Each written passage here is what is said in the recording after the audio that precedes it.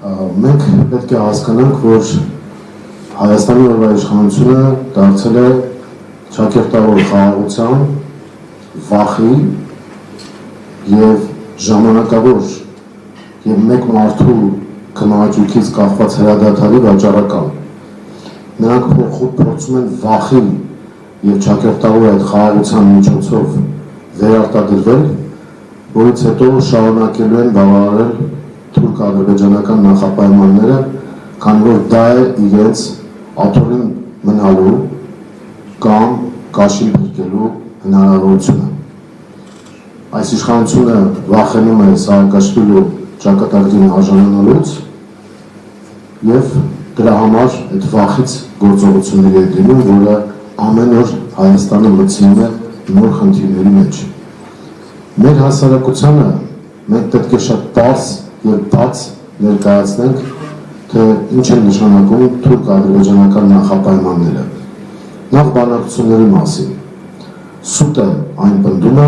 որ հայ-ադրբեջանական ուղիղ բանակցություններ են տեղի ունենում։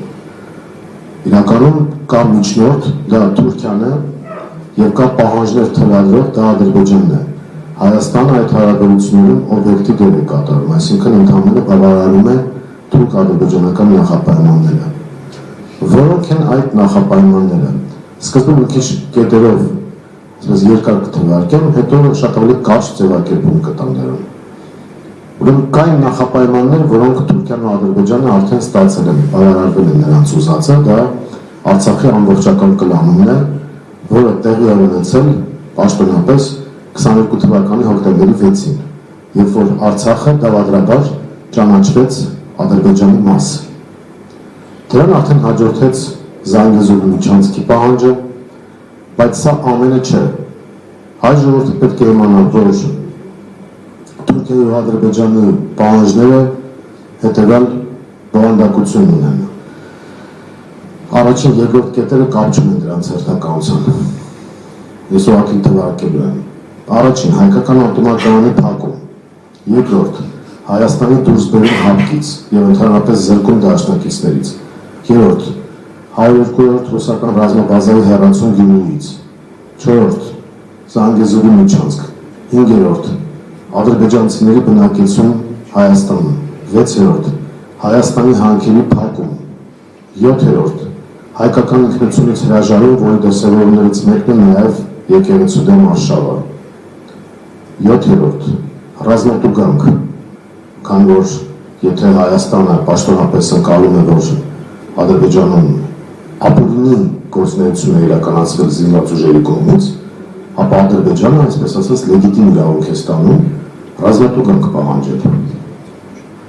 Ութերորդ Հայաստանի պետական կառավարման համակարգի և մասնավորապես սահմանադրության փոփոխություն, որտեղ հրաժարվում ենք ամբողջությամբ երրորդ հանրապետության ստեղծման հիմքերից։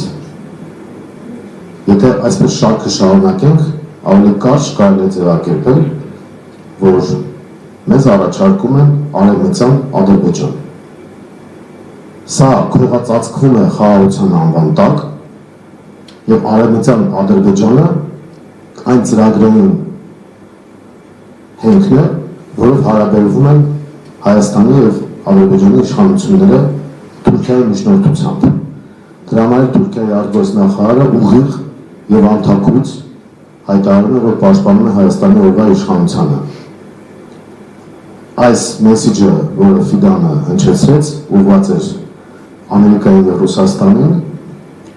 և մասնավորապես դա նշանակում էր, որ երբ որ Տրամփը հայտարարում է, որ Հարավային Կովկասը Պուտինի կամ Ռուսաստանի ազդեցության տարածքն է, Թուրքիան ասում է, որ պետք չէ այդպիսի հայտարարություններ անել,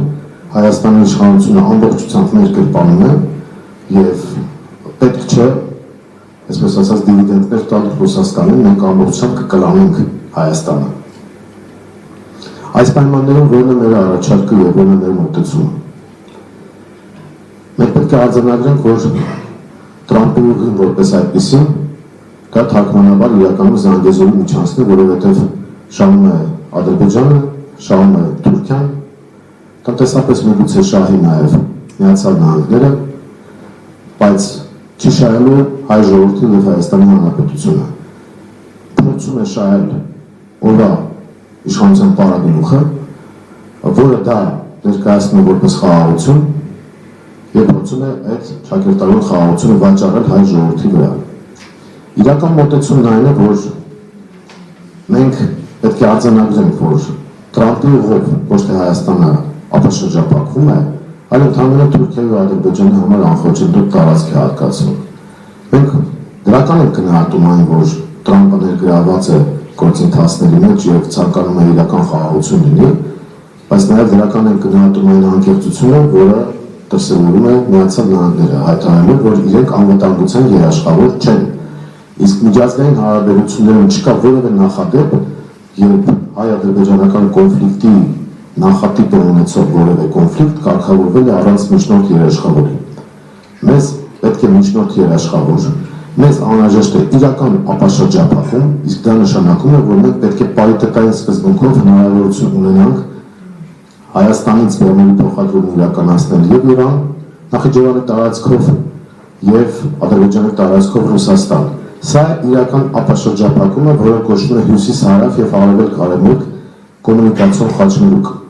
Հակառակ պարագայում մենք ստանում ենք միակողմանի զիջումներ առանց երաշխավորի եւ Հայաստանի Հանրապետության անվտանգությունը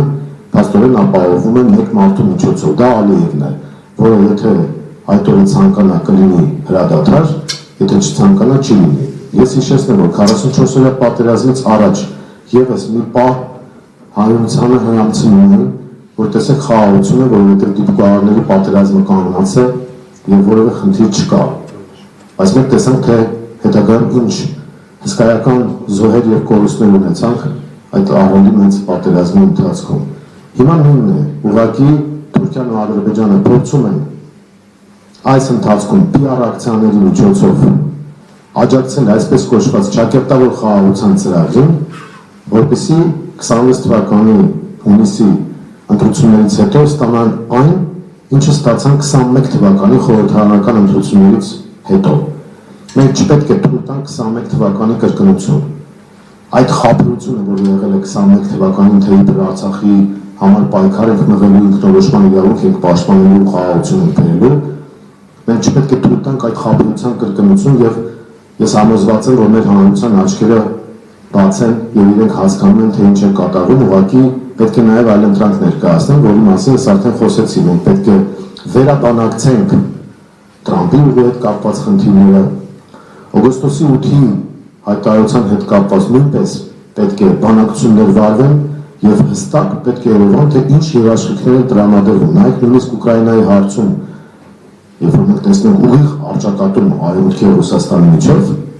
այն կետերը, 20 կետերը, որ քննարկվում են, բայց ճիշտ է, համաձայնության չէ եկել, բայց հստակ երևում են ինչ երաշխիքներ կան, ինչ պրոցեսներ կան, ինչ ճանապարհային քարտեզ կա։ Մեր պարագայում կան միայն միակողմանի զիջումներ։ Սա անընդունելի է եւ սպառնում է Հայաստանի Հանրապետության գոյությանը։ Եվ առաջիկա ընտրությունների ժամանակ մենք պետք է հստակ հարցադրումներով հանդես գանք։ Դուք ուզում եք լինի արևմտյան Ադրբեջան, թե Հայաստանի Հանրապետություն։ Դուք ուզում եք, որպեսզի Հայաստանը ունենա բնական եւ իրական դաշնակիցներ, թե ուզում եք Թուրքիայի կողմից ու Ադրբեջանի կողմից կլանվել։ Դուք ուզում եք Հայաստանի իրական տնտեսական աճ, իրական ապաշրջափակման միջոցով, թե ուզում եք Զանգեզուրի միջանցք եւ Հայաստանի Հանրապետության վերացում։ Դուք ուզում եք տնտեսական ներառական հարաբերություններ, թե ուզում եք, որ օրվա իշխանությունները իրենց հեղափոխական օլիգարխների գրպանները լցնեն, իսկ հասարակությանը նետեն փշրանքներ,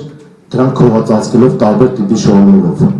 Դուք ուզում եք, որ մեր հանրությունը լինի պառակտված, ատոմիզացված, թշնամացած, թե ուզում եք կարևորագույն հարցերով ունենալ միասնական հասարակություն։ Դուք ուզում եք, որպեսզի թոշակառուները անապահով եւ անարժանապատիվ կյանքով ապրեն, թե ստանան գոնե նվազագույն սպառողական զամբյուղին համարժեք գումարներ։ Դուք ուզում եք փոքր ու միջին բիզնեսը զարգանան, թե ճկռեն օրվա իշխանությունների դրած հարկերի տակ։ Սրանք այլընտրանքներ են, որոնց հետ կապված պետք է ընտրություն կատարի մեր հասարակությունը եւ ես համոզված եմ, որ եթե քաղաքական ընդդիմադիր դաշտում adekvat եւ միասնական մոտեցում ցուցաբերվի,